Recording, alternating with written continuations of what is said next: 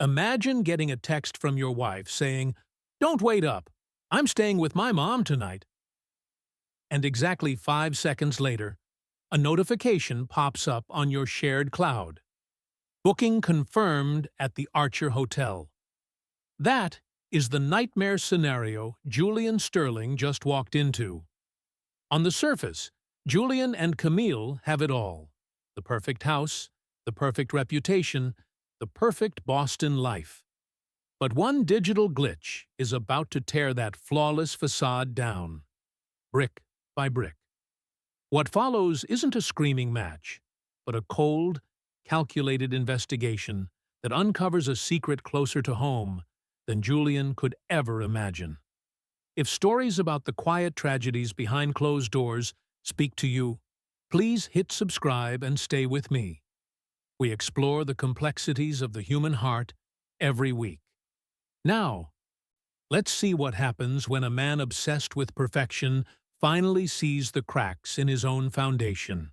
The vibration of the iPhone against the mahogany desk was barely audible, a soft hum that shattered the silence of Julian's study. The message from Camille was brief, practical. "Don't wait up tonight. Gallery opening ran late, staying at Mother's." Julian exhaled, reaching for his wine glass, ready to accept the solitude he had grown accustomed to. But 3 seconds later, his laptop screen lit up with a synchronized notification from their shared cloud account. Confirmation. One-night stay, King Suite, the Archer Hotel. Guest, Camille Beaumont. The glass halted halfway to his lips. The lie wasn't just a betrayal, it was an insult to his intelligence. If stories about the terrifying fragility of trust and the secrets hidden behind closed doors resonate with you, stay with me. We are about to peel back the layers of a perfect marriage to see what truly rots beneath. The rain in Boston had a way of sounding like static against the triple-paned glass of the townhouse, a constant, low-frequency hiss that Julian Sterling usually found conducive to work. At 11:15 p.m., the library was submerged in shadow, save for the amber pool of light from the brass desk lamp and the cool, clinical glow of his MacBook Pro. Julian was reviewing the blueprints for the new waterfront complex in the Seaport District. Lines, angles, load-bearing walls. Everything in Julian's life was structural, calculated to withstand pressure. He adjusted his glasses, zooming in on a structural anomaly in the lobby design, when his iPhone buzzed against the mahogany desk. He glanced at it. A text from Camille. "Don't wait up tonight. Gallery opening for the Twisted Metal exhibit ran late. Dinner with the artists, then staying at Mother's to help her with early prep for the charity gala tomorrow. Love you." Julian stared at the message. It was plausible. Camille's mother, a matriarch of Beacon Hill, was demanding, and the gallery openings were often chaotic. He felt a flicker of relief. A night alone meant he could finish the revisions without guilt. He typed a quick reply. "Understood. Good luck with your mother. See you tomorrow." He set the phone down and reached for his glass of Pinot Noir. He took a sip, the wine heavy and oaky on his tongue, and turned his attention back to the laptop. Ping. A banner notification slid down from the top right corner of his screen. It was from their shared iCloud account, a feature Camille had insisted on years ago to sync their lives, though they rarely used it for anything other than family calendar invites and photo backups. Mail. 11:17 p.m. Subject. Reservation confirmed. The Archer Hotel. Julian frowned. He clicked the banner, his architect's brain treating it like a misfiled invoice. The email opened, stark black text on a white background. "Dear guest, thank you for choosing the Archer Hotel. Your reservation for a king suite with city view has been confirmed for tonight, November 14th. Check-in completed. Guest name, Camille Beaumont. The world didn't stop. The rain didn't cease. But the air in the library seemed to undergo a sudden depressurization, sucking the oxygen out of Julian's lungs. He read it again. November 14th, tonight. Check-in, completed. He looked at his phone. The text message from 2 minutes ago still glowed on the lock screen. Staying at Mother's. Julian sat perfectly still. He was a man who understood physics, that two objects could not occupy the same space at the same time. Camille could not be at her mother's historic estate in Chestnut Hill and simultaneously checking into a king suite at the Archer in downtown Boston. One of these data points was an error, or one was a lie. He picked up his phone, his thumb hovering over her contact. Call her? Ask her? No. If it was a mistake, he would look paranoid. If it was a lie, she would only construct a better one. Instead, he did something he had never done in 12 years of marriage. He opened the Find My app. The map loaded, grid lines filling in, the blue dot of his own location pulsing in Back Bay. He searched for Camille's device. Location not found. Last known location, 2 hours ago. She had turned it off, or the battery had died. But Camille was meticulous. She carried a portable charger everywhere. Julian closed the laptop slowly. The soft click of the lid engaging echoed in the empty room like a gunshot. He stood up and walked to the window, looking out at the wet, dark street below. He saw his reflection in the glass. Stoic, composed, a man who built skyscrapers that scraped the clouds. But looking at the ghost of his own face, he realized he didn't know the structure of his own life at all. There was a crack in the foundation, and tonight he was going to find out how deep it went. Julian did not sleep. He spent the hours between midnight and dawn in the leather armchair of his study, watching the rain taper off until the sky turned the color of a bruised plum. By the time the sun began to bleed through the heavy velvet drapes, he had constructed a facade of his own, as rigid and impenetrable as the steel beams he used in his skyscrapers. At 7 a.m., he was in the kitchen, standing by the marble island, brewing espresso. The house was silent, save for the rhythmic dripping of the machine. The front door opened. He didn't turn around immediately. He listened to the familiar sounds of his wife entering their home. The soft click of the lock, the heavy thud of the oak door, the click-clack of her heels on the foyer tiles. There was a pause, a hesitation he had never noticed before she walked into the kitchen. "Good morning," Camille said. Her voice was bright, perhaps a half-octave higher than usual. Julian turned, lifting the espresso cup to his lips to hide the tightness of his jaw. "You're back early." "Mother is an early riser, you know that," she said, breezing past him to place her purse on the counter. She looked impeccable, wearing the same silk blouse and trousers from the night before, but her hair was freshly styled, and her makeup was flawless. Too flawless for a woman who had supposedly spent the night wrestling with charity gala logistics on her mother's lumpy guest bed. "How was the prep?" Julian asked, his voice steady. He watched her hands. They were trembling slightly as she reached for a mug. "Exhausting," she sighed, pouring coffee. "We were up until 2 discussing seating charts. The donor from Connecticut is threatening to pull out if he's not at the head table. It was a nightmare." The lie was detailed. That was her mistake. A truthful person would have said, "It was fine," or "Mother was impossible." A liar built a story, adding unnecessary bricks to the wall to make it look sturdy. She moved closer to him, leaning in for their customary morning peck on the cheek. As she invaded his personal space, Julian stopped breathing for a fraction of a second. Then he inhaled. Usually, Camille smelled of jasmine and expensive vanilla, a scent she had worn since their honeymoon in Provence.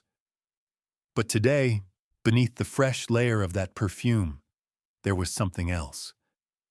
A bass note that didn't belong. It was earthy, woody, sandalwood and faint, stale tobacco. It was a man's scent. He pulled back, perhaps a millisecond too quickly. Camille's eyes flickered with confusion, then wariness.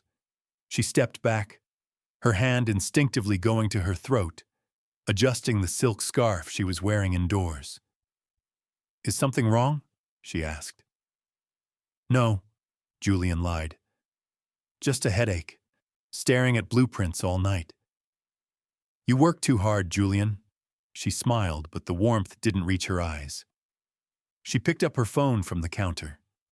As she did, the screen lit up with a notification. She flipped it face down instantly. The movement was fluid, practiced. "I have to shower and change before the gallery opens," she said, moving toward the hallway. "Are you coming to the dinner tonight?" "The Remingtons invited us." "I'll check my schedule," he said. He watched her walk away, ascending the stairs to the master bedroom. He waited until he heard the shower running before he moved. He walked over to where she had been standing. The air still held that faint, discordant trace of sandalwood. Julian took his phone out and opened his calendar. He canceled his morning site visit to the seaport. He canceled his lunch with the structural engineers. He wasn't going to the office today. He had always believed that form followed function, that every line in a design had a purpose. Camille's behavior this morning was a design full of irregularities. The detailed lie, the foreign scent, the guarded phone. He walked to the window, watching the street. The foundation of his marriage was rotting, and he needed to know exactly who was living in the ruins. He wasn't an architect today. He was an inspector, and he was looking for the point of collapse. Hold on. Let me pause here for a moment. Did you notice how Julian reacted to the smell? Most husbands would be blinded by rage. But Julian, he goes into inspector mode. He's analyzing the scent of sandalwood and stale tobacco like he's inspecting a faulty building blueprint. It's chilling because it shows he's already detached himself emotionally to protect his ego. If you caught a lie like this, would you confront your partner immediately? Or would you wait to gather evidence like Julian? Julian stood on the skeletal remains of the 24th floor of the Sentinel Tower, the wind off Boston Harbor whipping through the steel girders with a hollow, mournful sound. Below him, the city was a gray grid of wet asphalt and moving traffic, reduced to insignificant specks. This was his sanctuary, a place of pure geometry, where every stress could be calculated and every load counterbalanced. But today, the math wasn't working. He gripped the railing, the cold metal biting into his palm. His mind kept drifting back 15 years, to a studio apartment in Alston with peeling wallpaper and a radiator that hissed like a dying animal. He and Camille had been poor then. He a junior draftsman, she an art student. He remembered a specific night when a pipe had burst, flooding their tiny kitchen. Instead of panicking, Camille had laughed. She had opened a bottle of cheap red wine, and they had danced in the water, their socks soaking wet, the air thick with humidity and possibility. They had been messy. They had been loud. They had been alive. "Julian?" The voice cut through the wind.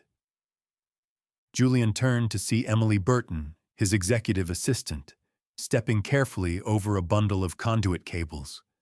She was holding a tablet against her chest, her expression tight with concern.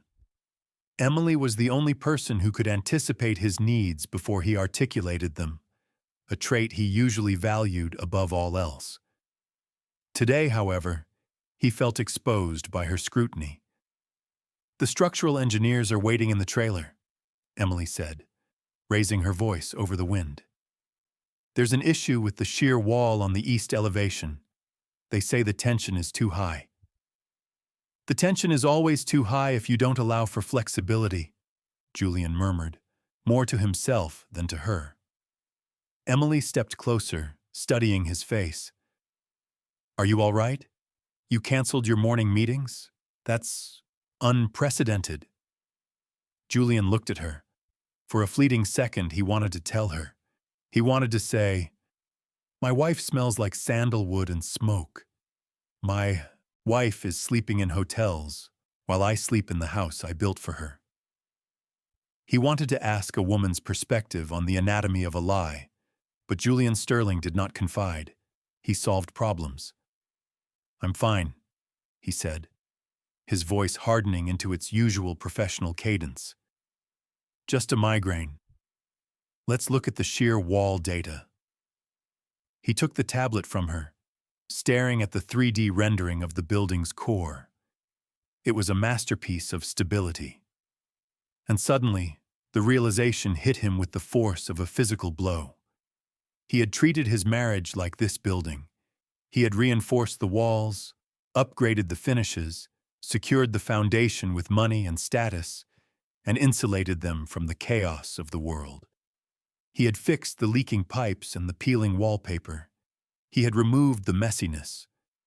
But in doing so, he had removed the life. He looked out at the gray horizon. Camille hadn't just sought out another man. She had sought out a feeling. The error wasn't just in her morality. It was in his design. He had built a museum, cold and echoing, and expected her to live in it without touching the exhibits. "Emily," Julian said, handing the tablet back. His hands were steady now. "Reschedule the engineers for tomorrow and clear my afternoon." "Everything?" Emily asked, surprised. "Everything," Julian confirmed. "I have a site visit to make, a personal one." He wasn't going back to the office. The memory of the Find My app showing Camille's location vanishing had triggered a thought. If she was hiding, she would make mistakes. And Julian knew that even the most beautiful structures had cracks if you looked close enough. He was done mourning the past. It was time to inspect the damage in the present. 3 days later, the pattern repeated itself. The domestic script was performed with terrifying competence. They were in the master dressing room. Camille was fastening a pearl earring. Her eyes focused on the mirror, but not on his reflection standing behind her.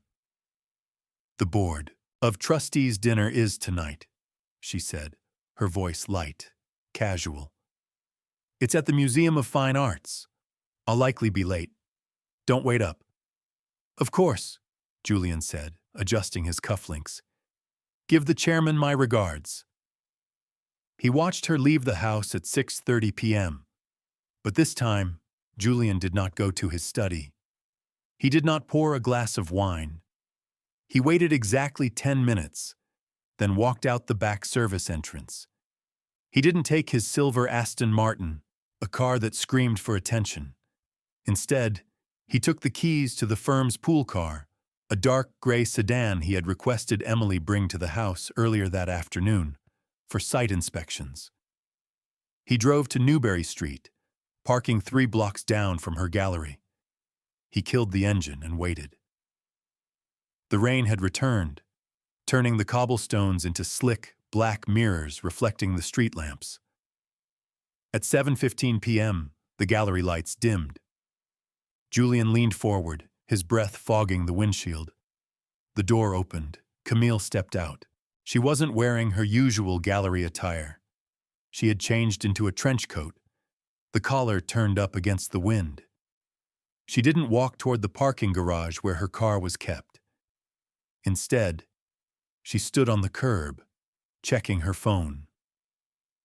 A moment later, A black Lincoln Town car pulled up, a ride-share, anonymous and common.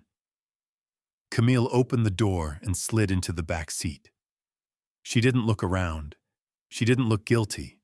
She looked like a woman with a destination that mattered. Julian started the engine. He pulled into traffic, keeping two cars between them. The pursuit was a slow, agonizing procession through the arteries of Boston. They moved from the high-end retail district, winding through the congestion of traffic lights that seemed to bleed red across his vision. The windshield wipers beat a steady, hypnotic rhythm, thump, hiss, like a metronome counting down the remaining minutes of his marriage.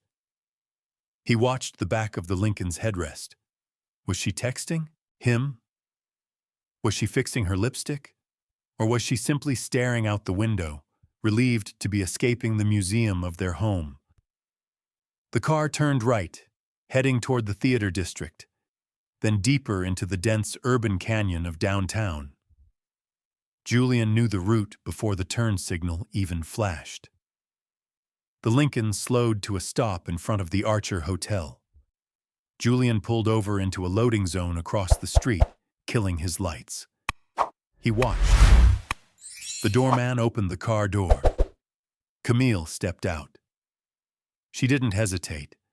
She didn't scan the street for familiar faces. There was a confidence in her stride that Julian hadn't seen in years. She walked through the revolving glass doors and into the golden warmth of the lobby, disappearing from the cold, wet street. Julian sat in the dark car, gripping the steering wheel until his knuckles turned white. The confirmation settled in his stomach like a stone. It wasn't a one-time mistake. It was a routine. It was a separate life. He looked up at the facade of the hotel. Rows of windows. Hundreds of rooms. Behind one of them, his wife was shedding the persona of Mrs. Julian Sterling. He could drive away. He could go home, pretend he believed the story about the trustees' dinner, and let the rot continue to spread in silence. It would be the dignified thing to do. The safe thing. Julian turned off the ignition. He opened the car door and stepped out into the rain. I don't know about you, but this part got me. Seeing Camille walk out of that gallery. The tragedy here isn't just the cheating, it's that she looks alive. For Julian, realizing that his wife is happier when she's escaping him is a bigger blow to his pride than the affair itself. It forces us to ask a hard question. Is emotional neglect just as damaging to a marriage as physical betrayal? The revolving doors of the Archer Hotel swept Julian out of the damp, gritty chill of the street and into a world of scented air and hushed opulence. The lobby smelled of white tea and polished brass. It was a space designed for discretion, with high-backed velvet chairs arranged in intimate clusters and lighting dim enough to blur identities. Julian didn't approach the reception desk. He knew the protocol of high-end hospitality. They sold privacy as much as they sold thread counts. Instead, he moved toward the Sapphire Lounge, the hotel's bar located just off the main atrium. He chose a table in the deepest shadow of the room, obscured by a decorative partition of frosted glass. From here, he had a direct line of sight to the bank of elevators. He ordered a Macallan, neat, and sat with his back against the wall. He checked his watch. 7:45 p.m. The lounge was half full. Business travelers nursing beers, a young couple whispering over cocktails, a group of women laughing too loudly. They were all characters in a play that Julian had lost the script for. He swirled the amber liquid in his glass, watching the golden numbers above the elevator doors light up. Lobby 2, 5, 8, 12. Every time the doors dinged open, his heart hammered a frantic rhythm against his ribs, a physical betrayal of his composed exterior. He wasn't sure what he wanted to see. If Camille walked out now, alone, he could pretend this was a misunderstanding. He could leave. But she didn't come down. Julian scanned the room again, his architect's eye bypassing the decor and landing on the structure. He knew this building. His firm had consulted on the lobby renovation 3 years ago. He knew the load-bearing columns were hidden behind the walnut paneling. He knew the ventilation systems. And he knew the night manager. Elias Thorne was standing near the concierge desk, reviewing a tablet. A man of discreet efficiency who owed his current position to a recommendation letter Julian had signed as a favor to the hotel owners. Julian finished his whiskey in one burn. He stood up, buttoning his jacket, and walked out of the bar. He approached the concierge desk not as a jealous husband, but as Julian Sterling, the architect. "Elias," Julian said, his voice low, commanding. The manager looked up, his professional smile faltering for a fraction of a second into genuine surprise. "Mr. Sterling, a pleasure. We didn't know you were joining us this evening." "I'm not staying," Julian said. He leaned one hand on the marble counter, leaning in slightly. "My wife is." "Camille." Elias hesitated. The training kicked in. Protect the guest. "I believe Mrs. Sterling checked in earlier. Would you like me to ring the room?"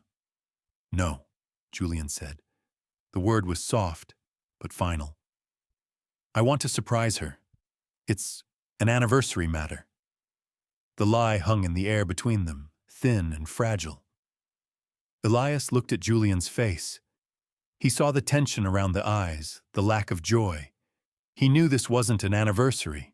In their world, surprise usually meant audit. "Mr. Sterling," Elias began, dropping his voice to a whisper. "You know I can't give out keys without ID verification and prior authorization on the booking." "I don't need a key," Julian said. He pulled a folded $100 bill from his pocket, but then stopped. "No, that was cheap. That was for movies." He put the money away and simply looked Elias in the eye. "I just need the floor and the number. I'll handle the rest." "Consider it a professional courtesy, Elias." It was a leverage play. The reminder of who Julian was and the weight his name carried in the city's development circles. Elias looked down at his tablet, swiping a finger across the screen. He sighed, a barely audible sound of resignation. He wasn't paid enough to stand in the way of the Sterling family drama. "8th floor," Elias murmured, not making eye contact. "Room 804, it's the corner suite." "Thank you," Julian said. He walked away from the desk toward the elevators. He didn't look back. He pressed the call button. When the doors slid open, the mirrored interior reflected a man who looked calm, almost bored. But as the car began to ascend, rising through the floors of the building, Julian felt a strange sensation of weightlessness, as if the elevator cables had snapped and he was falling upward into a collision that would destroy everything. Ding. 8th floor. The elevator doors slid open with a soft chime, revealing a corridor that stretched out in a tunnel of muted beige and gold. The air here was still, pressurized, smelling faintly of cleaning chemicals and conditioned air.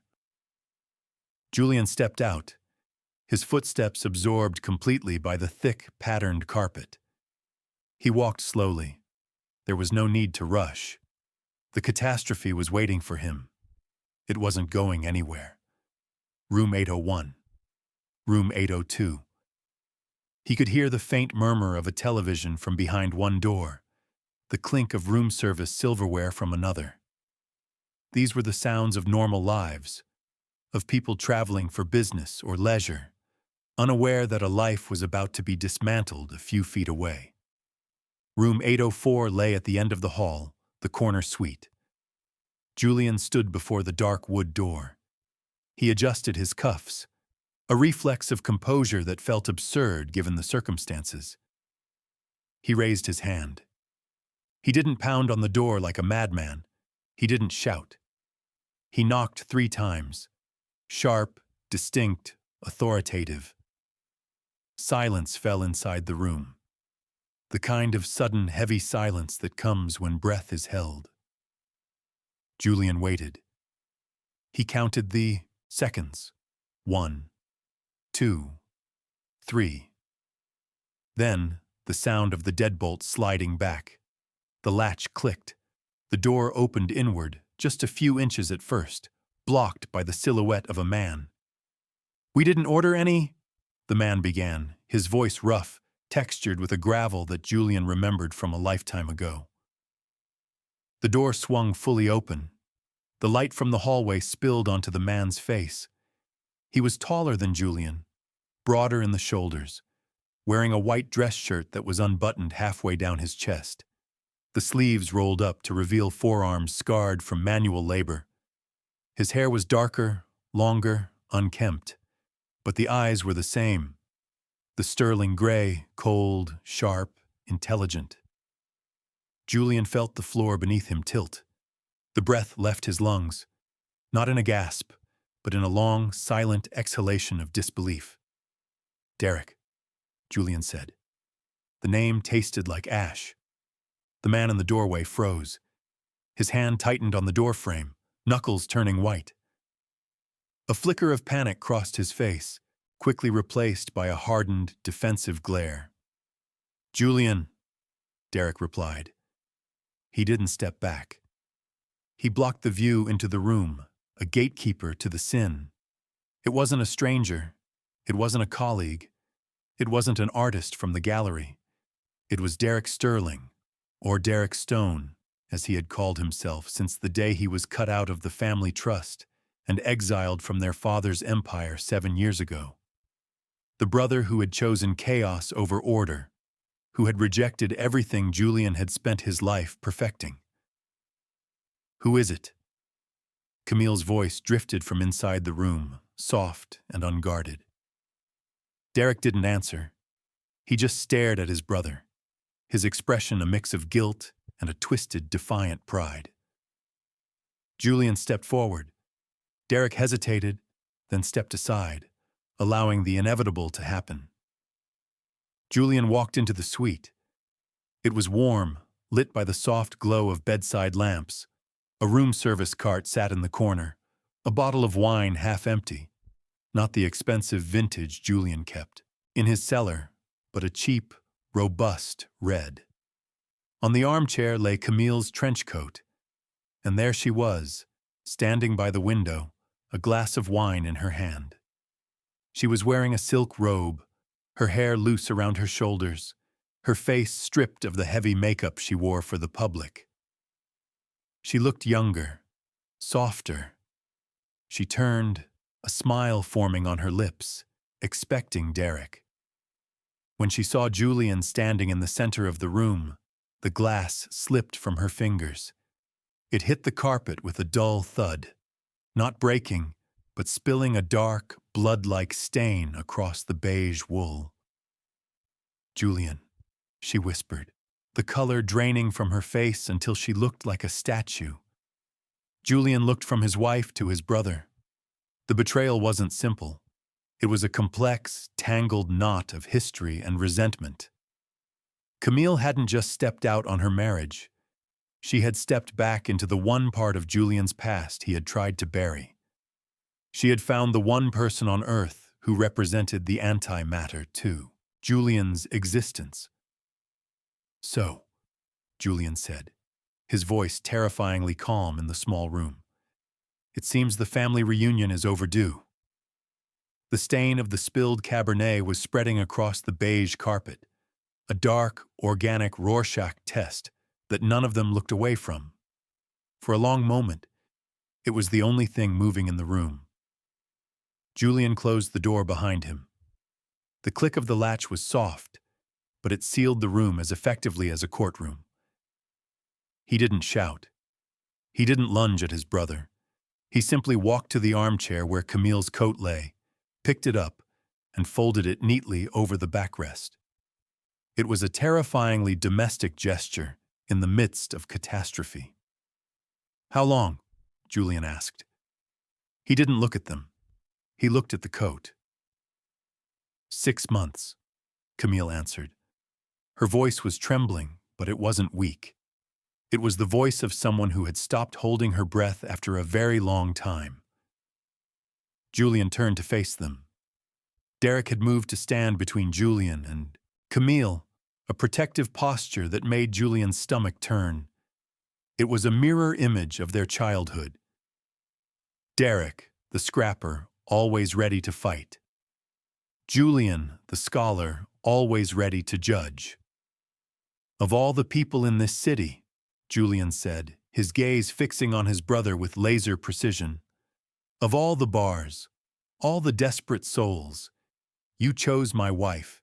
Is this about the inheritance, Derek? Is this the final tantrum because father left the firm to me?"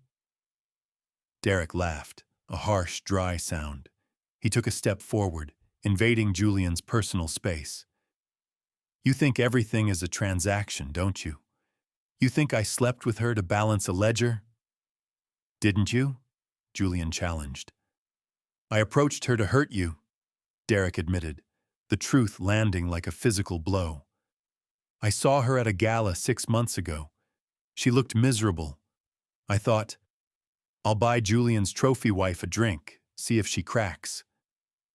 I wanted to take something of yours, just once." Derek looked back at Camille, his expression softening into something painful and genuine. But then she started talking, and I realized she wasn't a trophy. She was a prisoner. "I didn't keep seeing her because she's your wife, Julian. I kept seeing her because she's the only person who hates your perfect world as much as I do." Julian felt a hairline fracture open in his chest. He turned to Camille. She was clutching her robe, her eyes wet but clear. "A prisoner?" Julian asked, his voice low. "I gave you everything, Camille. The house on Beacon Street, the gallery, the life most women in this city would kill for." "You gave me a set," Camille said, stepping out from behind Derek's shadow. "You built a beautiful stage, Julian, and you gave me a script. Stand here, smile here, host this dinner, wear this dress. But you never looked at me. You looked at us. You looked at the image of the couple." She walked over to the desk, picking up the cheap bottle of wine Derek had been drinking. "Derek sees me. He sees that I'm messy. He sees that I'm aging. He listens to me talk about things that aren't art or architecture or our son's grades. With you, I'm an asset. With him, I'm just Camille." "He's a failure, Camille," Julian said coldly, desperate to regain the high ground. "He lives in a studio in Southie. He works construction. He has no future." "He's alive," Camille shot back, her voice rising for the first time. "And when I'm with him, I'm alive too. In our house. In that mausoleum you designed. I'm slowly turning into stone." The silence that followed was heavier than the one before. Julian looked at his wife, really looked at her, and saw the stranger she had become. Or perhaps the stranger she had always been, hidden beneath the foundation he had poured over her. He looked at Derek. His brother wasn't gloating. He looked tired. He looked like a man who knew he had won the war but lost the family forever. "You can't go back," Julian said. It wasn't a threat. It was a statement of structural fact. Once the load-bearing wall is removed, the roof comes down. "I know," Camille whispered. She looked at Derek, then back at Julian. "I don't want to go back. I'm done pretending the cracks aren't there." Julian nodded slowly. The anger had evaporated, replaced by a vast Arctic desolation. He realized with a jolt that he wasn't fighting for her love. He was fighting for his ego, and that was a battle he had lost the moment he walked into this room. He looked at the room one last time. The unmade bed, the cheap wine, the two people who had found solace in their shared brokenness. They were messy, flawed, and treacherous, and they were happy. "I won't cause a scene," Julian said, buttoning his jacket. His voice was devoid of emotion now, returning to the professional cadence of a man concluding a business meeting. "I'll have the lawyers draw up the papers on Monday. Citing irreconcilable differences. It's cleaner that way." "Julian," Camille started, taking a step forward, perhaps out of guilt, perhaps out of pity. He held up a hand to stop her. "Don't. The structure is compromised, Camille. We don't patch it. We condemn it." He turned to the door. He didn't look back at his brother. He didn't look back at his wife. He walked out of room 804, leaving the wreckage behind him, stepping back into the sterile, perfect silence of the hallway. The dissolution of the Sterling marriage was executed with the same clinical precision Julian applied to his blueprints. There were no screaming matches in court, no thrown vases, no public scandals.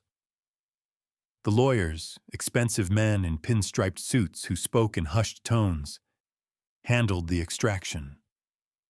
Assets were divided. Custody schedules for Leo were drafted with color-coded efficiency, and non-disclosure agreements were signed. It took exactly 3 months to dismantle a decade of life. On a Tuesday evening in late February, Julian stood in the foyer of the Beacon Street townhouse. The house was quiet in a way that felt different from the silence of before. Before, the silence had been heavy, pregnant with unsaid words and hidden resentments. Now, the silence was hollow. It was the echo of a vacant lot after the building has been razed. Camille had moved out 2 weeks ago. She had taken surprisingly little. Her clothes, her books, the art she had collected before she became Mrs. Sterling, and of course, the personal items that mattered. She left the diamond necklaces. She left the antique furniture. She left the status. She was living in a small loft in the South End now. Julian knew this not because he stalked her, but because the lawyers had provided the address for Leo's pickups. Derek was there, presumably. Julian didn't ask. He didn't want to know if the heat in their small apartment worked better than the central climate control of this mansion. Julian walked into the living room. The movers were coming tomorrow to put the staging, furniture in storage. He was selling the house. It was too big for one man, and the architecture now annoyed him. He saw flaws in the cornices he had once admired. He saw the cracks in the plaster he had tried to cover with expensive wallpaper. He pulled his phone from his pocket. He opened the settings and navigated to the Family Sharing tab. His thumb hovered over Camille Beaumont. Remove from family, he tapped the screen. A spinning wheel appeared for a second, then vanished. She was gone. The digital tether was severed. There would be no more synced calendars, no more shared photos, no more accidental notifications of hotel reservations in the middle of the night. It was cleaner this way. Efficient. Julian walked out the front door, the heavy oak clicking shut behind him. The air on Beacon Street was crisp, smelling of thawing snow and vehicle exhaust. The streetlights were just flickering on, casting long, amber shadows across the wet pavement. He stood at the bottom of the steps and pulled back the cuff of his cashmere coat.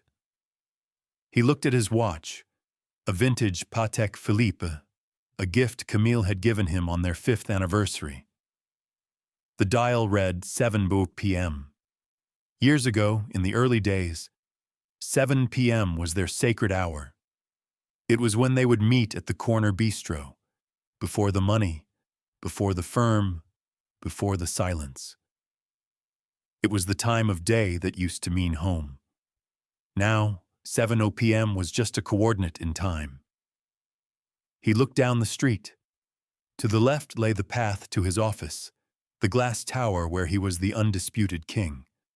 To the right, the winding roads leading out of the city toward something else, something undefined.